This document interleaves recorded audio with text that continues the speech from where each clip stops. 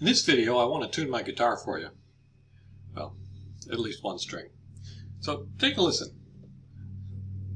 This is the E string, and then the next string should be 5 frets up. So the A string should be right here. Okay, but that's where it should be. Here's what it is. It's not quite right. Now listen carefully.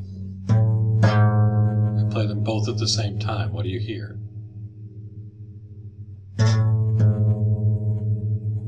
Do you hear the neighbor mowing his lawn? Yeah.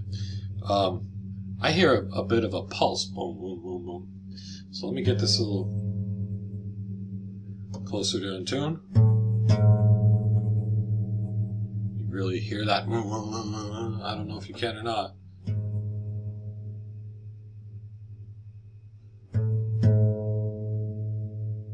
There I hear it.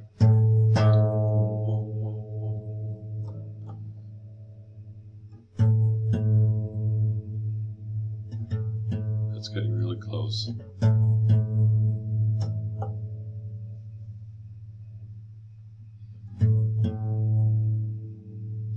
What I listen to is I listen to the beats. I listen to, let's go too high.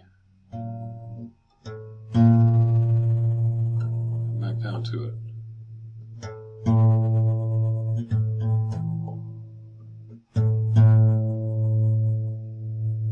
It's too close. You go wow, wow, wow.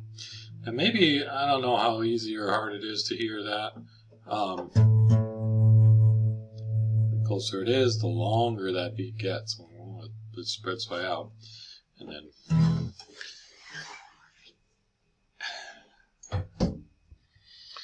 when I was testing for this video, I ran a few experiments and came up with this when I was looking at editing the video. This is the soundtrack of my tuning guitar. So there was one, and you can see the vibrations. You can see the boom, boom, boom, boom. Of course, it fades out because the string, there's some damping, right?